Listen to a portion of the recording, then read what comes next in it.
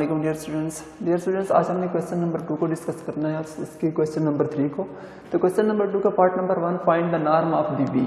आपको एक वेक्टर दिया गया है, उसका हमने नॉर्म फाइंड करना है। वेक्टर क्या है आपके पास 2 और 3 है और इसका नॉर्म डिफाइन करना है। तो सोल्यूशन देखिएगा स्टूडेंट्स इसका। वी नो दैट किसी वेक्टर का नॉर्म कैसे डिफाइन किया जाता है। Norm of V is equal to inner product of V with V और इसका स्क्वायर रूट, ऐसे डिफाइन होता है। ठीक, सो वी के साथ इनर प्रोडक्ट लेना है और उसका एब्सोल्यूट, सो इसका स्क्वायर रूट। सो वी के साथ इनर प्रोडक्ट की क्या मतलब है कि पहले वी वेक्टर लिखें। वी वेक्टर आपके पास क्या है 2 और 3 और इसका इनर प्रोडक्ट 2 और 3 के साथ। नेक्स्ट क्या करना है, इसकी फर्स्ट एंट्री को फर्स्ट एंट्री से, सेकंड एंट्री को सेकंड एंट्री से मल्टीप्लाई करना है प्लस। सो 2 को 2 से मल्टीप्लाई करेंगे 4 हो जाएगा, प्लस 3 को 3 से मल्टीप्लाई करेंगे 9 हो जाएगा। ओके हो गया students. So 4 + 9 is equal to 13। तो ये जो 13 का स्क्वायर रूट है ये क्या है, इस वेक्टर v का नॉर्म है। नॉर्म कैसे फाइंड करते हैं, डिफाइंड कैसे, किसी भी वेक्टर का नॉर्म इनर प्रोडक्ट उसी वेक्टर के साथ जो इनर प्रोडक्ट होता है वो वेक्टर का नॉर्म होता है। और इनर प्रोडक्ट को यूक्लिडियन स्पेस में कैसे डिफाइन करते हैं कि फर्स्ट एंट्री को फर्स्ट एंट्री से मल्टीप्लाई करते हैं, प्लस सेकंड एंट्री को सेकंड एंट्री से मल्टीप्लाई करते हैं, थर्ड एंट्री को थर्ड एंट्री से। बस यहाँ पे आर स्क्वायर के अंदर डिफाइन करना था तो हम इसको ऐसे डिफाइन कर देते हैं। नेक्स्ट है norm of the inner product space. हमने इनर प्रोडक्ट स्पेस का नॉर्म ये जो डिफाइन ऐसे उसने डिफाइन कर दिया, ठीक है, कि वो ऐसे डिफाइन है नॉर्म। और वेक्टर v जो है वो हमारे पास क्या है, वो भी है हमारे पास 2 और 3, ये वेक्टर है।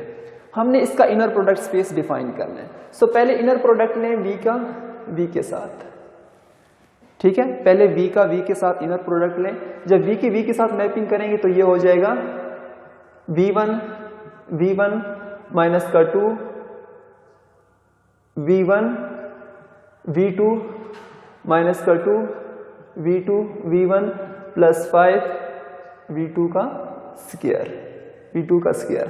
अब देखें किसी भी वेक्टर का हम यहाँ पे नॉर्म फाइंड कर रहे हैं, तो नॉर्म ऑफ द वेक्टर यानी नॉर्म v का नॉर्म हम फाइंड कर रहे हैं। तो v का नॉर्म कैसे डिफाइन होता है, वो होता है square root of inner product of v के साथ इनर प्रोडक्ट और इसका स्क्वायर रूट। बट v के साथ हमने इनर प्रोडक्ट डिफाइन किया है, वो कैसे डिफाइन किया, ऐसे डिफाइन किया। तो इसको ऐसे हम लिख देंगे, ठीक है, वो ऐसे डिफाइन है। सो स्क्वायर रूट v1 यानी v1 का स्क्वायर माइनस का 4 v1 v2 प्लस 5 v2 का स्क्वायर और इसका स्क्वायर रूट मीन्स 1/2। तो देखें v1 का स्क्वायर यानी v का फर्स्ट एलिमेंट v1 का स्क्वायर 2 का स्क्वायर माइनस का 4 v1 2 और v2 आपके पास क्या है 3 है, प्लस 5 v2 क्या है 3 है, सो 3 का स्क्वायर और इसका स्क्वायर रूट, इसकी पावर 1/2। सो 2 का स्क्वायर कितना होता है स्टूडेंट्स, 4 होता है, माइनस का 4 2 क्रॉस 3 6 प्लस 5 3 का स्क्वायर जो होता है वो 9 होता है और होल की पावर 1/2। सो ये हो जाएगा 4 माइनस का 24 प्लस का 45 होल की पावर 1/2। सो ये स्टूडेंट्स इनको ऐड जब करते हैं, माइनस का 4 है और प्लस का 4 है, माइनस का 24 है, प्लस का 45 है, तो ये होता है 25 का स्क्वायर रूट। और 25 का जो स्क्वायर रूट होता है वो 5 की इक्वल होता है, मतलब नॉर्म ऑफ v जो है वो किसकी इक्वल आ रहा है 5 के। नेक्स्ट हमने बताना है find the norm of this vector defined है, लेकिन यहाँ पे वो किस स्पेस के अंदर डिफाइंड है, R4 के अंदर, और इसका हमने नॉर्म फाइंड करना है। तो नॉर्म किसी वेक्टर का कैसे फाइंड किया जाता है, नॉर्म ऑफ v जो होता है वो बराबर होता है square root of inner product of v with v। ये वेक्टर v है आपके पास, इसका इस वेक्टर के साथ हमने इनर प्रोडक्ट लेना है और इनर प्रोडक्ट लेने के बाद हम क्या करेंगे, इसका स्क्वायर रूट लेंगे।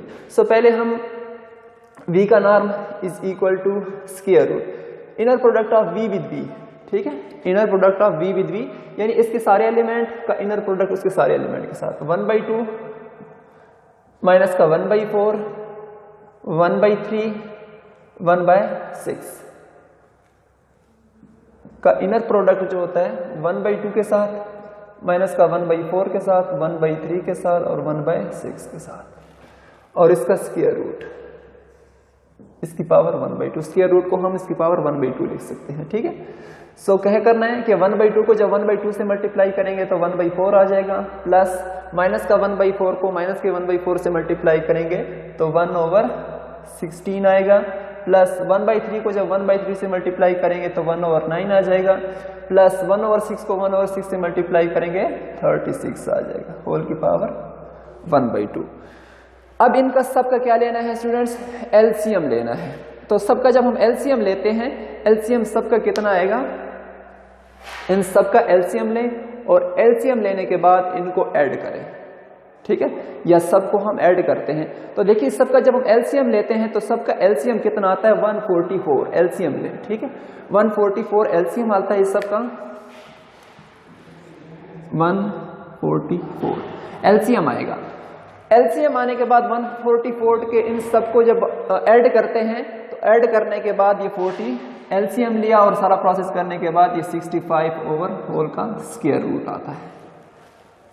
जब इसका हम एलसीएम लेंगे, एलसीएम 1/144 आता है, ऐड करने के बाद प्रोसेस करने के बाद ये आ जाता है 65 ओवर 144, ठीक है। तो 65 का स्क्वायर रूट 65 का 55 का स्क्वायर रूट 55 का स्क्वायर रूट आ जाएगा, और 145 का स्क्वायर रूट जो होता है वो 12 होता है। 145 का स्क्वायर रूट क्या होता है? 12 होता है। सो नॉर्म ऑफ द वेक्टर जो है वो किसके बराबर आ गया? 65 का स्क्वायर रूट ओवर 12, जो कि हमने यहाँ पे इसको प्रूव करना था। वेक्टर गिवन था, इसका हमने नॉर्म प्रूव करना था, तो ये उस वेक्टर का नॉर्म है, हेंस प्रूव्ड। तो ये तो नॉर्म से रिलेटेड एक दो इजी क्वेश्चंस थे जो कि हमने किए हैं। क्वेश्चन नंबर 2 था, क्वेश्चन नंबर 3 था। इसके बाद हमने क्या करना है? बहुत ही इंपॉर्टेंट क्वेश्चंस करने हैं जो कि हैं ग्राम स्मिथ ऑर्थोगोनलाइजेशन प्रोसेस के थ्रू। तो उम्मीद है बच्चों आप लोगों के नॉर्म क्वेश्चंस की समझ आ गई होगी, साथ में इनर प्रोडक्ट क्वेश्चंस हमने किए हैं, नॉर्म की हैं, दोनों की समझ आप लोगों को आ गई होगी। तो नेक्स्ट जो है हमारा टॉपिक वो बहुत ही इंपॉर्टेंट है, तो उसकी हम अगले लेक्चर में इंशाल्लाह उसको डिस्कस करेंगे। तो इसी के साथ इजाज़त चाहता हूँ, अल्लाह हाफिज़।